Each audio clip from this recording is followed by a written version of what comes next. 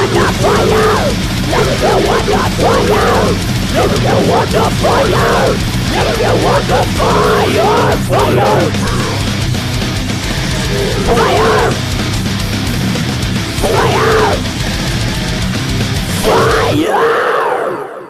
everybody, this is Kristian from Sorcerer, and you're listening to Interview Under Fire.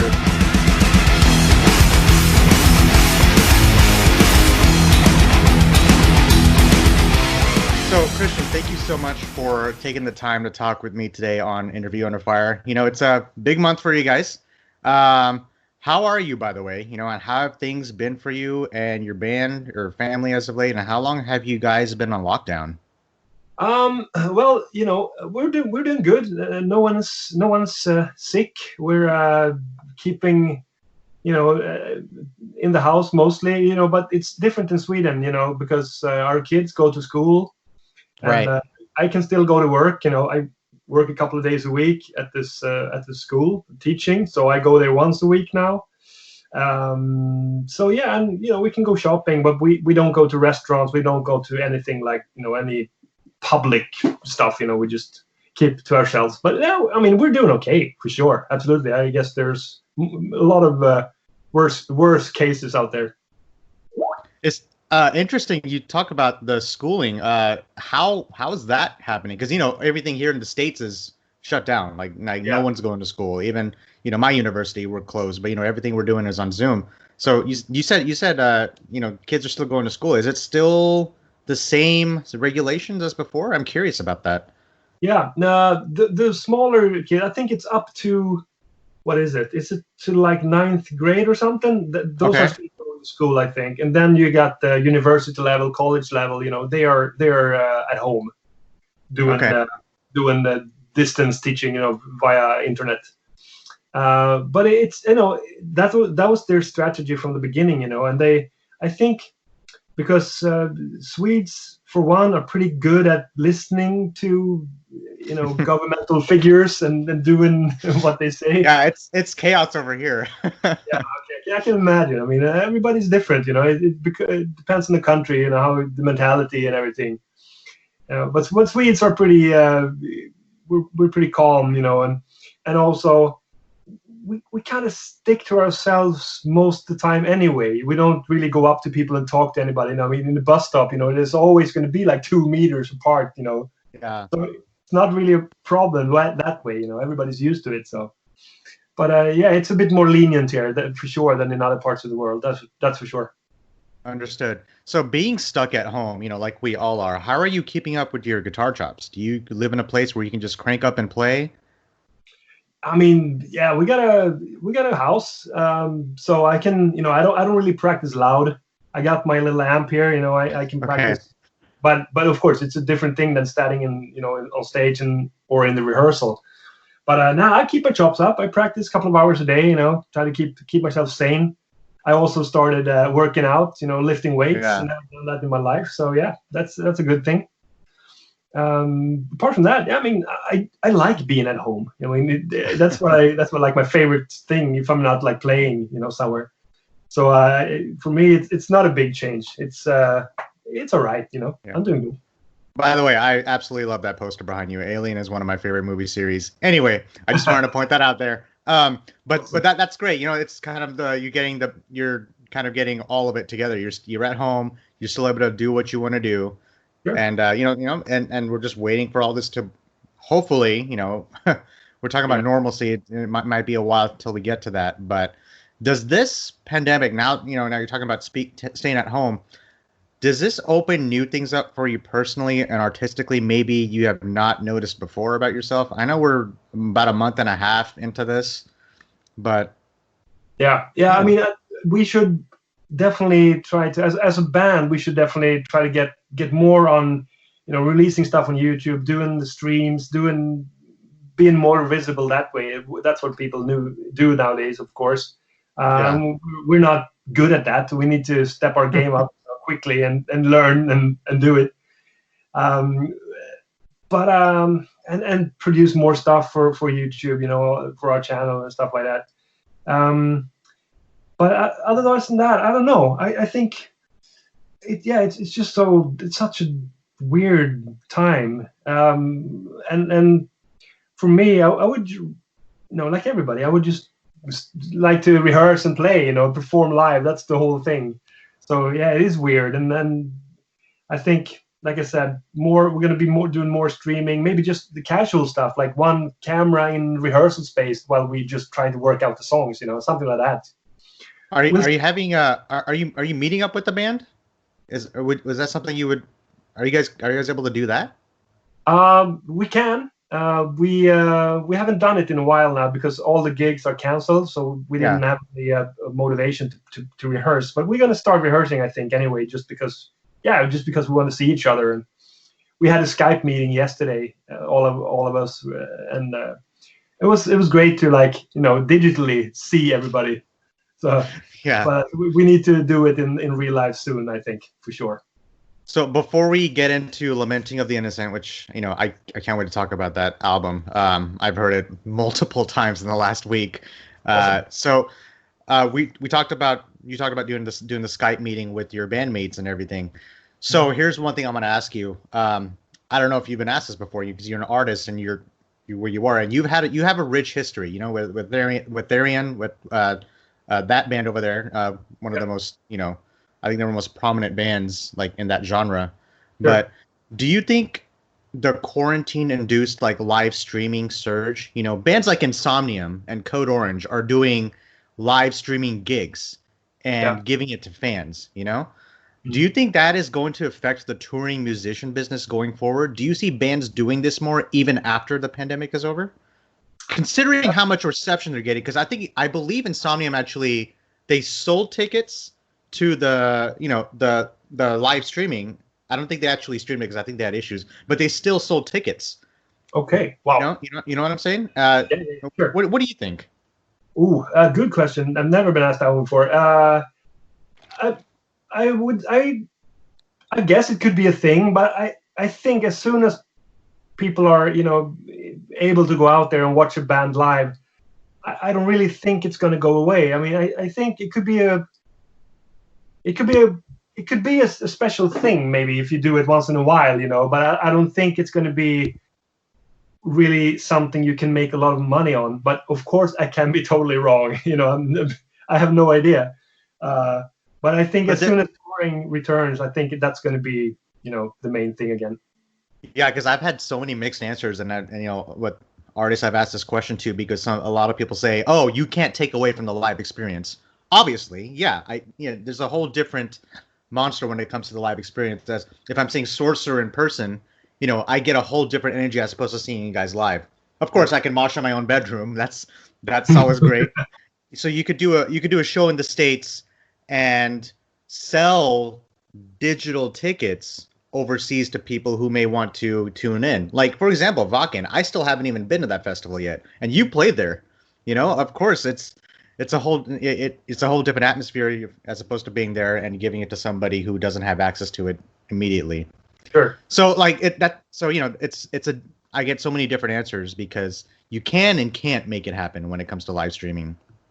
Yeah, I mean, I think it's to me or to us, we're old guys. This is new to us. We're part of the old generation of so we're learning, and maybe you're right. Maybe this can be a whole new avenue, for bands to explore. And I mean, sure, then we have to just do it.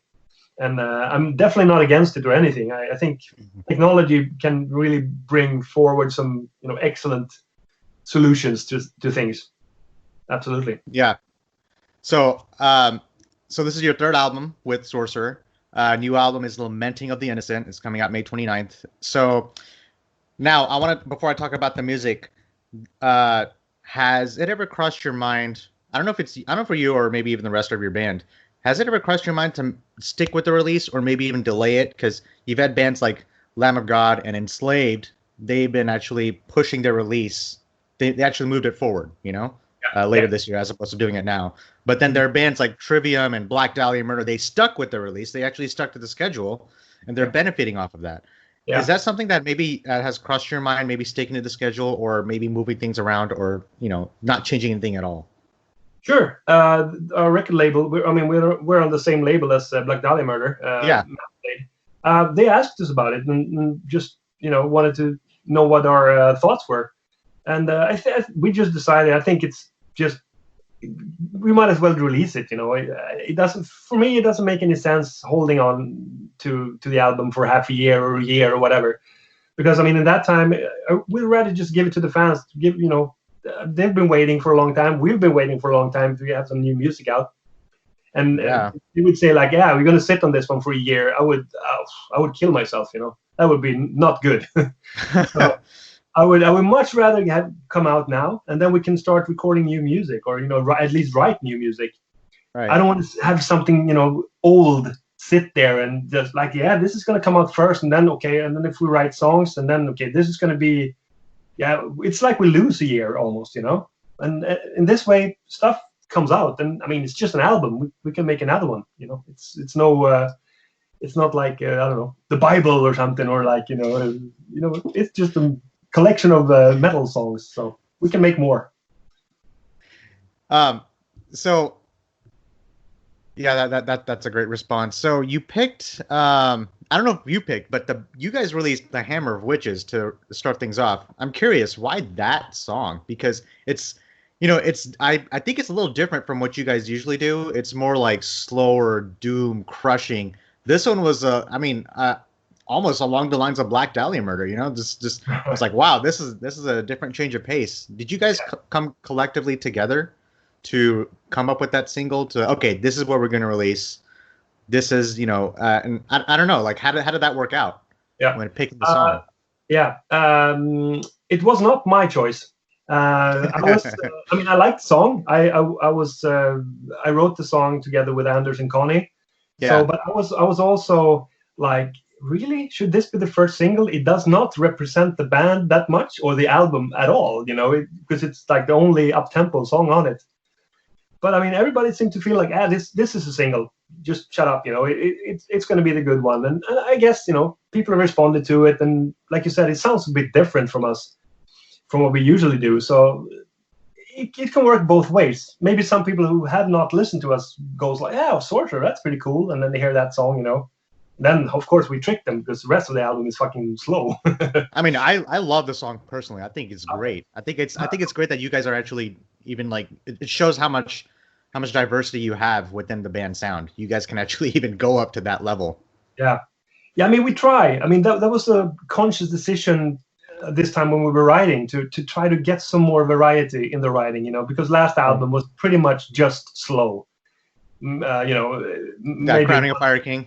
Yeah. It had some maybe mid-tempo songs on there, but mostly slow. And this one is slow as well, but it has this song, and it's got Incitoris, and it's got a couple more songs which are, I think there's a bit more diversity. And choosing the singles, that's always difficult, how do you know? We like all the songs, and we try to keep maybe not release the longest songs, just some sort of short songs, so you can. But then again, the second single, Dance with the Devil, that's kind of long. So it's we went to like okay, let's stick to what we usually do, and then now we're gonna get the entire playing field covered. So who produced the album? We produced it ourselves. Like we've done with all the albums, Yeah. Is that something you guys gonna just stick to, like with the formula, or even if there is a formula for producing for you guys, or you're just gonna stick to what you guys do? I think so. Like I said, we're old guys. We've done this for a long time now in Sorcerer, but also in our other bands. We've been in bands for forever, pretty much. So we know what we want to sound like, and we know how to get those results.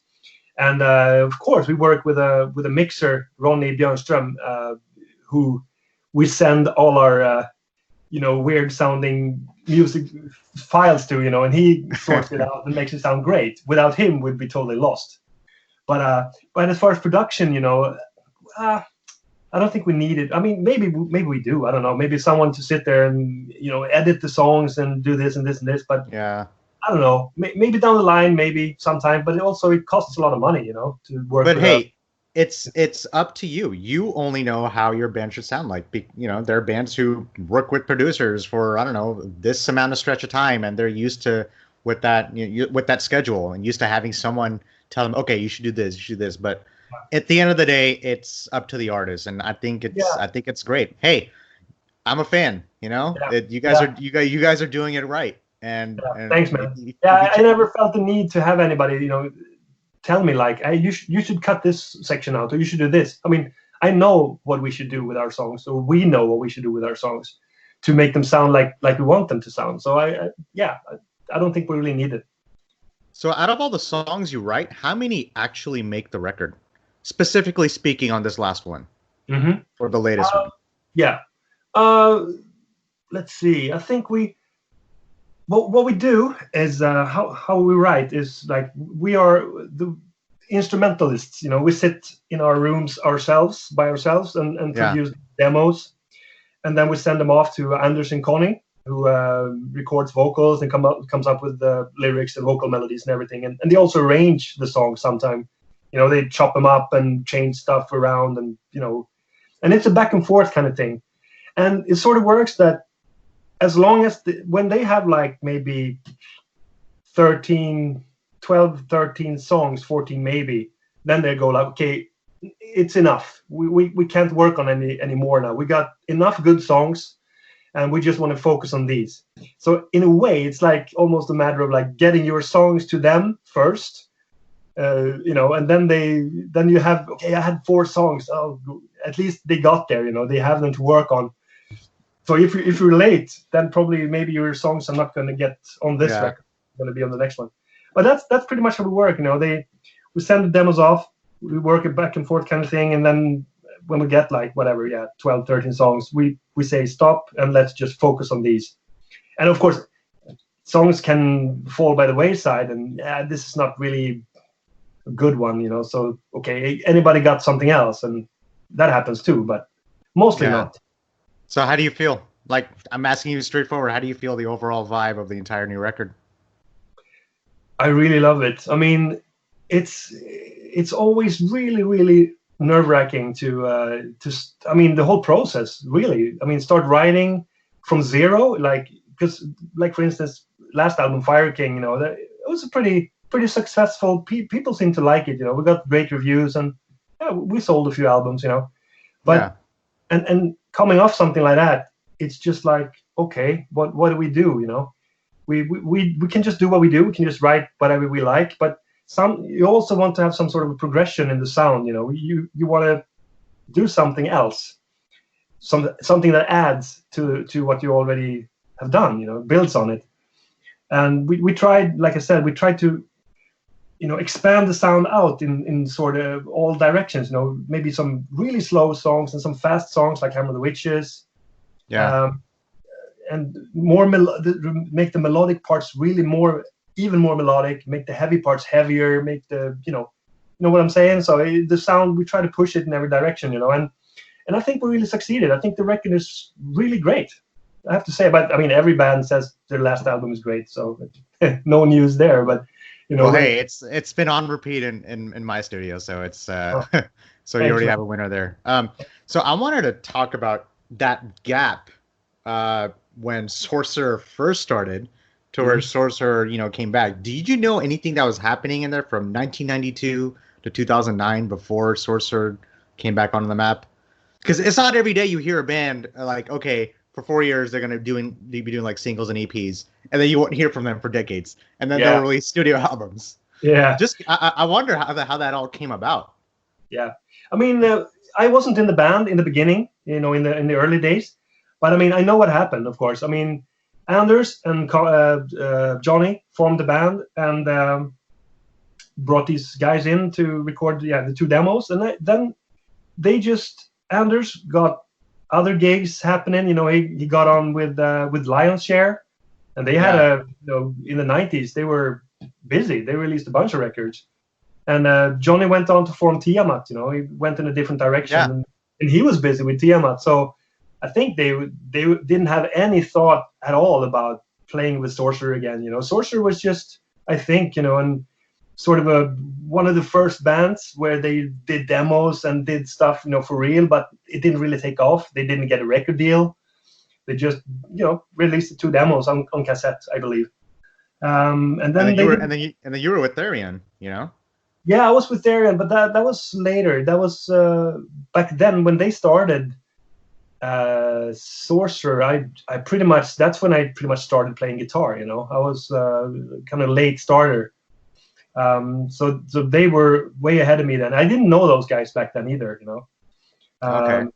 And so it was just like a starting kind of thing for them, you know. And then they moved on in their careers and did other things. And then I met Anders through Therion because we brought him in as a tour singer, session singer, and he toured with us. It was awesome, you know. We became friends, and also Johnny's girlfriend at the time were singing background vocals for us. So I met Johnny through her. So we were all got friendly, you know. And then what happened? Then there's another 10 years between like 2000 and 2010 where we just stayed friendly, you know. We saw each other at gigs and, you know, maybe went out for beers sometime and stuff like that, but nothing else. And then in 2010, Johnny got a call from Oliver at Hammer of Doom in Germany. Like, hey guy, you know, I love Sorcerer, you know, do you think there's a chance you can put the band together and play a gig at my festival? And Johnny called Anders, and Anders said, hell no, we're not going to do that. And then he thought about it for 5 minutes and called him back. Actually, it could be cool, you know, but no, I think they had some problem tracking down the other members. So they asked me, you know, they knew I was out of Therion by that time.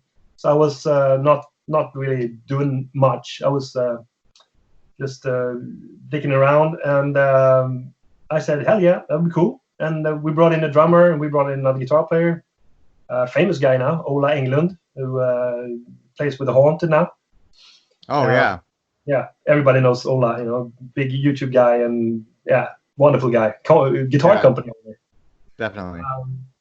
So yeah, that's how it happened, you know. They brought it, they put the gig on. We did that show. It went great, killer audience reception.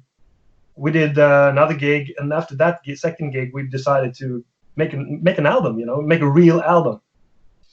And then it took a couple. The Shadow of the Inverted Cross, great album.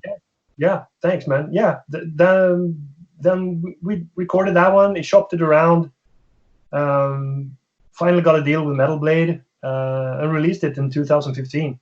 And then then Fire King came out in 2017, and now this year this one comes out. So.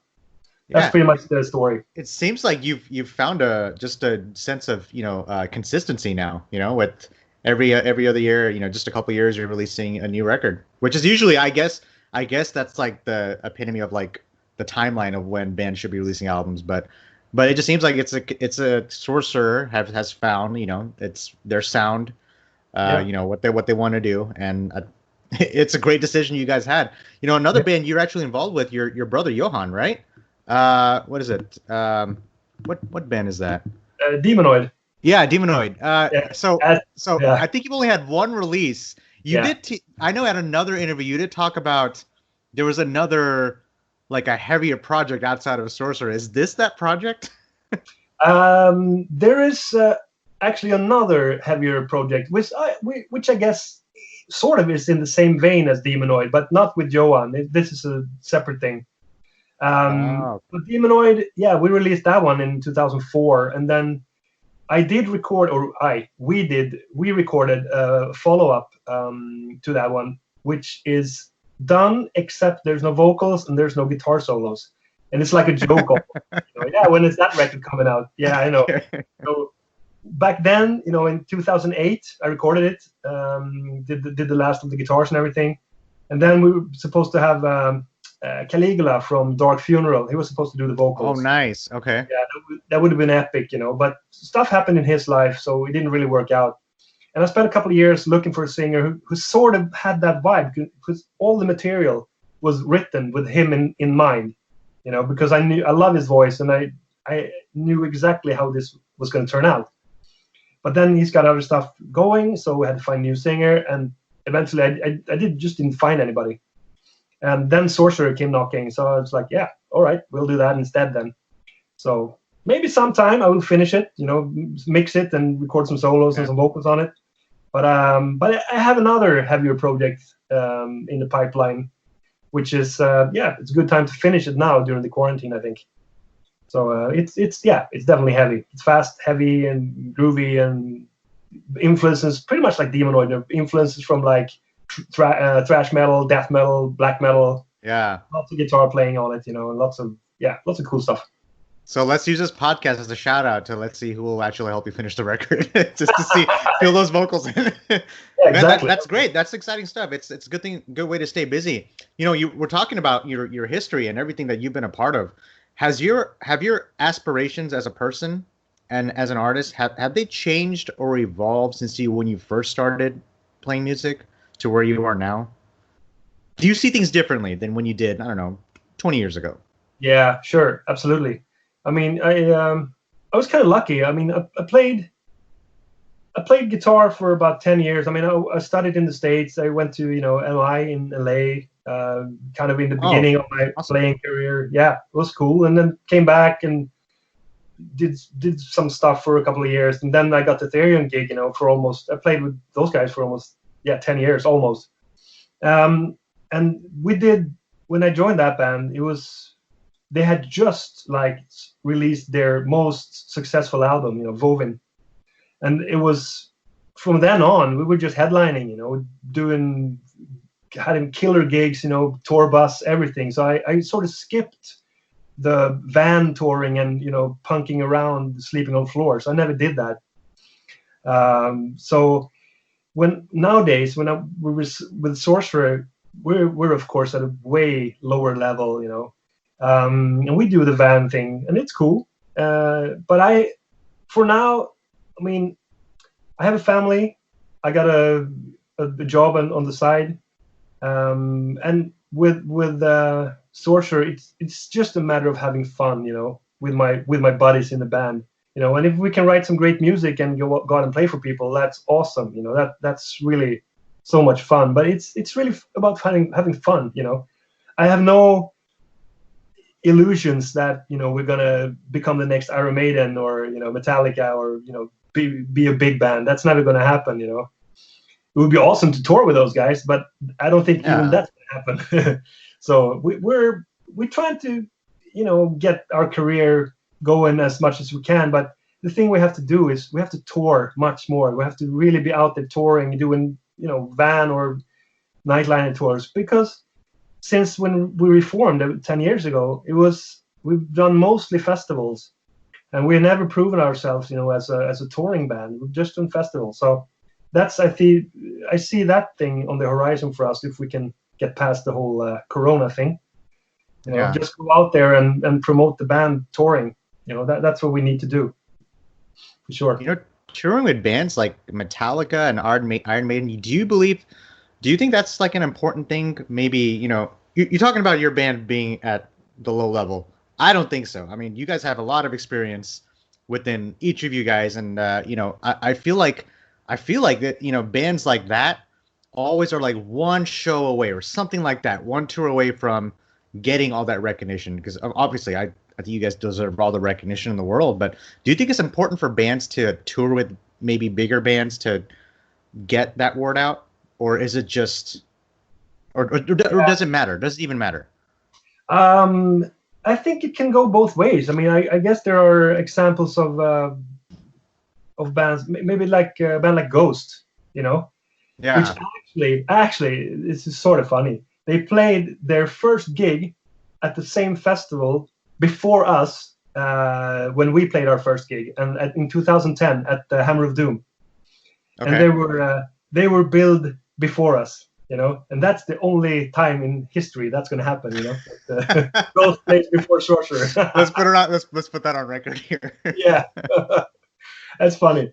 And but a band like that, I think within, I don't know, a handful of gigs, they had such a buzz going around them, like everybody, who the fuck are these guys? They are amazing, which they are. I love Ghost. Yeah, of course. I mean, but they have the whole concept, amazing songs, and the whole dressing up kind of thing, the image. It's just genius. And for those guys, I guess yeah, I think they opened for bigger bands, Metallica, I think, and they went out maybe with Maiden too. I'm not sure, but so I think that helps. But probably a band like that I think they would have made it, big anyway, because they have such a good sound, such good songs. But but I'm not sure. I think of course it helps if you can get a tour on, support on a Maiden tour. That would of course help. Absolutely. I mean, getting exposed to that many people, every night, sure. Probably 90% of them are gonna hate you and just go like, yeah, fuck off. We want to see Iron Maiden, but still they heard your band. That's they know the name.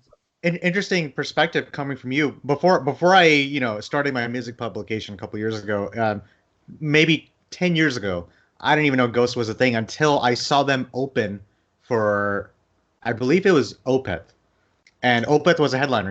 Bands like Opeth. Like if you're touring with Opeth, it's a good way to bring in a newer fan base. And Sure. Ghost was the opener, and I've never heard of them before. But that's just an example of showing how a band can gain the recognition by, touring with bigger bands. But then, you could also do like maybe 2 years, 3 years down the road, you could see Opeth opening for Ghost. It could go like that sometimes. Yeah, sure, absolutely. I mean, yeah. Yeah. So, we talked about a lot of things so far. I wanted to go back on your interests and hobbies. I know one thing that you do. You talked about teaching vaguely. I know you teach music to younger kids. Is that correct? It is. Yeah. Yeah. Absolutely. I wanted to ask about which I think it's amazing. My older brother's a teacher. My younger brother is going to be a teacher. So it's when it comes to having influence on the younger generation, I believe that's a very important thing. And I know you keep saying you guys are old, but hey, I'm in that area too. We're all getting there. And I think it's important to place our stamp on how we want to leave our legacy and how it's important to have that. Yeah. How important is it for you to be a role model to your students? I think it's really important to me. I mean, I've played guitar for about 30 years now, and the year after I started playing, I had a student. I already had students back then. I really like the idea of passing on knowledge.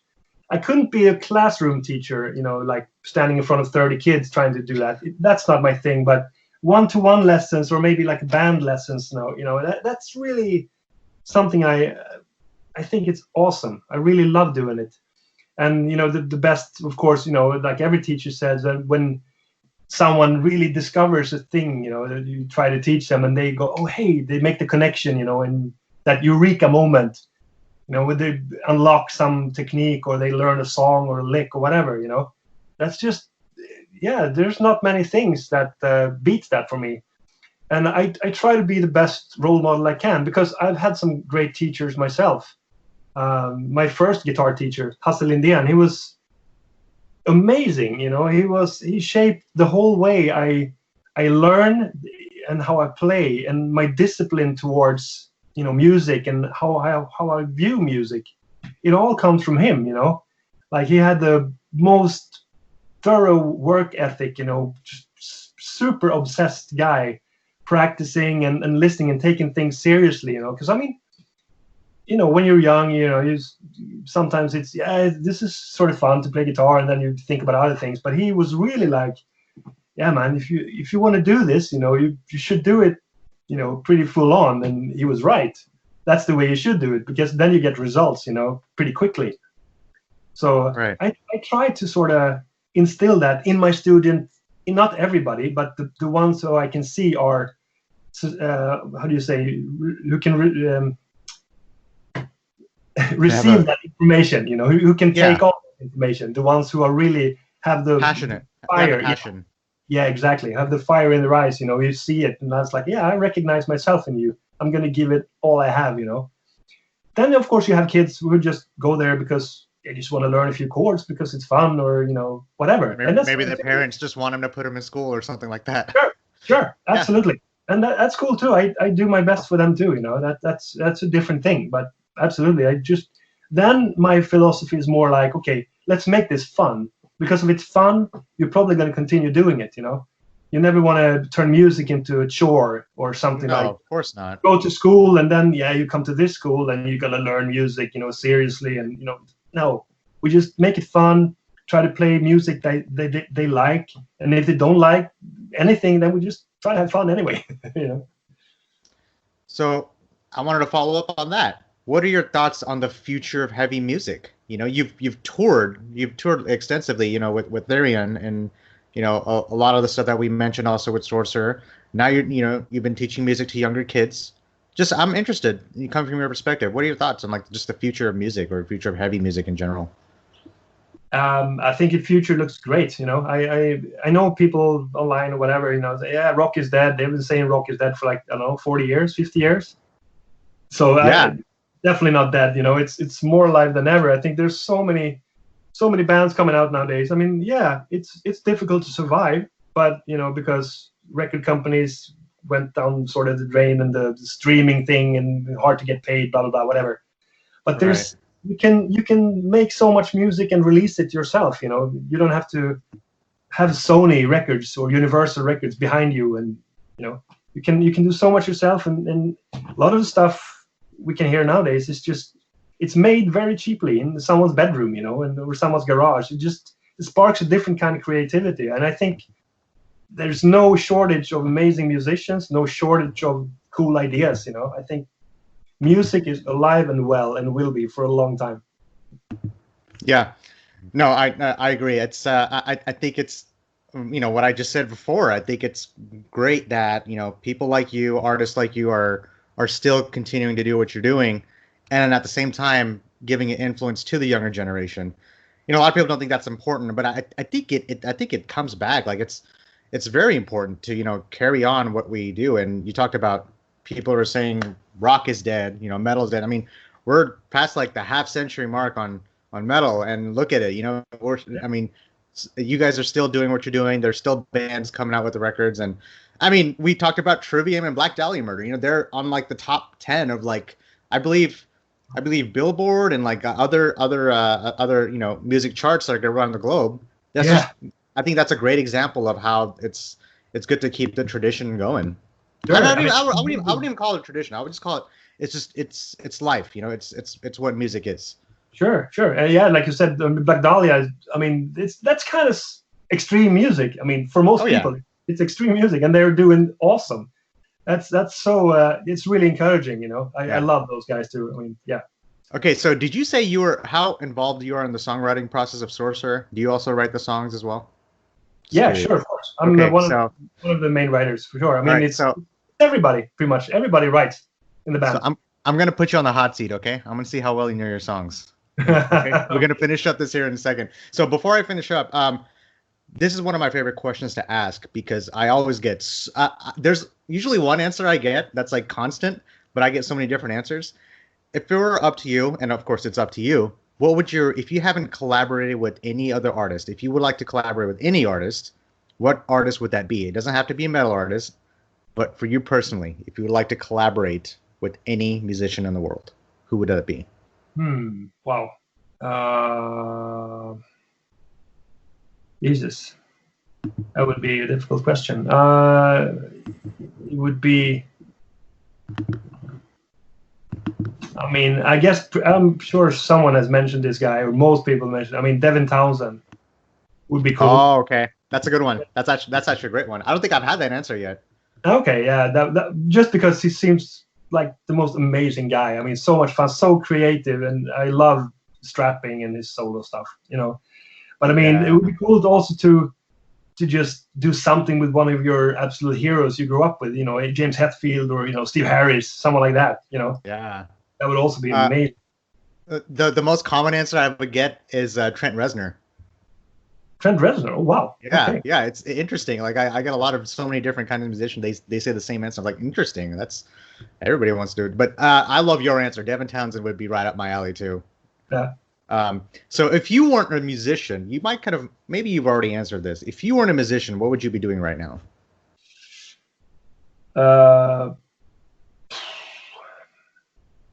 Shit. We're not even on the hot seat. We're not even on the hot seat yet. Okay. I'm over here. I'm over here like. Well, my dream as a kid, was to be a soccer pro. So if I can have any job in the world, I would be a soccer professional. Professional football player, European football. Awesome. I love that. Okay, so what I'm gonna do, I am going to read off a lyric from just a random album from Sorcerer. Let me see here. Shit, this is gonna suck. I'm gonna suck at this. Hold on. No, we'll see. We'll see. So it's some people say like, oh, I'm never gonna get it, but they get all of it. And so I'm just gonna go in random order. Okay. Is it from a new album or is it from all albums? I can't tell you that. Okay. Okay. I keep calling out your name in sleep, like a ghost won't leave me alone. The cold sweat, it runs down my spine. Tomorrow you return once again. That is definitely from the Fire King. Oh, which song is which? Yep. It is Unbearable Sorrow. Yeah. Hey, see, you got it. Look at that. I knew it. Of course. Okay. This may be my favorite one from this record. Let's see here. Okay. I think I'm giving this away actually. So when the first sun rays appear, they leave the misty shore. Oh, Lake of Lost Souls. Yeah, see, I was like, oh man, what are you doing, Sonny? Don't say that. Yeah. Okay.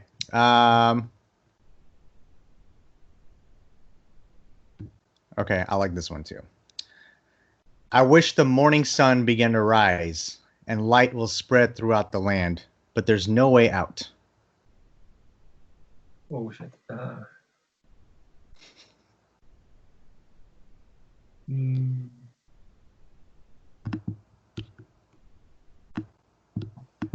I recognize it, but it's like a slow. Is it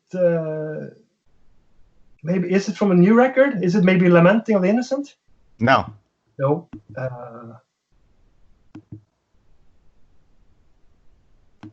I'm stumped. This is great. I love this. It is the Devil's Incubus. Oh, it's from Fire King. Yeah. Oh, yeah. Yeah, I love that song. So good. Yeah. Okay. Let's see for the next one. I was thinking of maybe throwing a Therion song at you to see if. Actually, I'm gonna do that. I'm gonna do that. Okay. Let's see if we get this one. This is actually the first song. I think this is actually the first song that got me hooked onto Therion. So let me see if you get this. Okay. Okay. Probably going to be in a strange language or something, right? Actually, you're right. I'm just now looking at it. That's okay. Give it a shot. Okay. Foremost magistrate, armed from ancient time with arrows of fate, I'm your follower until heaven's gate. I have absolutely no idea. son of the stays of time. Oh, really? Okay. Yeah. Cool. That takes me way back. Okay. This is the last one. All right. We see the world collapse, chaos and panic. The fear is mirrored in our eyes. We've opened up a crack to a dark dimension. Oh, shit. That sounds old. Sounds like an old Sorcerer song. I have no idea. Old. Let's go back to Inverted Cross. It's from Inverted Cross. I think it's probably a song we never played. Maybe it's Gates of Hell. You want to read it again? Yeah. Okay. Okay. We see the world collapse, chaos and panic. The fear is mirrored in our eyes. We've opened up a crack to a dark dimension. Yeah, it's got to be a song we never played live, I think, or very seldom. Maybe it's the title track. Sumerian script. Oh, Sumerian. Okay, yeah, it was a long time ago since we played that song. Yeah, because I usually, remembers when the songs we rehearse, of course, and play live. But yeah, okay, that's good to know. I sucked at this.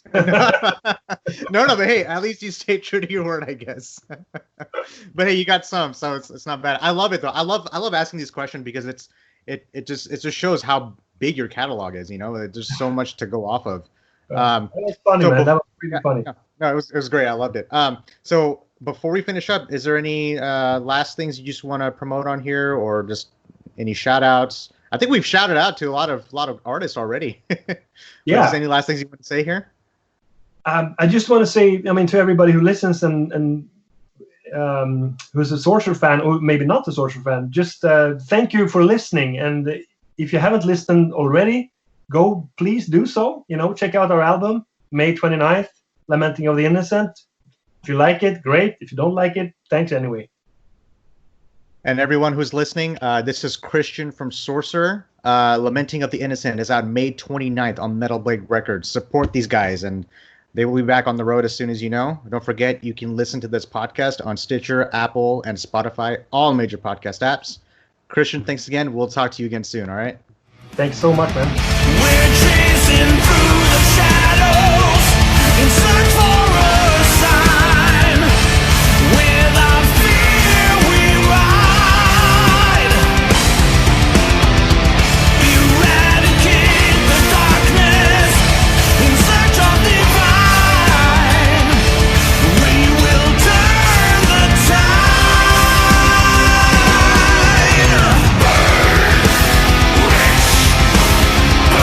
The young are the bird. Hey guys, thanks for listening to Interview Under Fire podcast. If you guys liked what you heard, please subscribe and share our channel. And please leave a 5-star review, as that helps us tremendously. And also, if you guys have any questions or comments, you can find us at Interview Under Fire at Facebook or at Instagram. Or you can write us directly at schwag@interviewunderfire.com. That's SCHWAG at interviewunderfire.com. Or Rezablade, that's REZABLADE at interviewunderfire.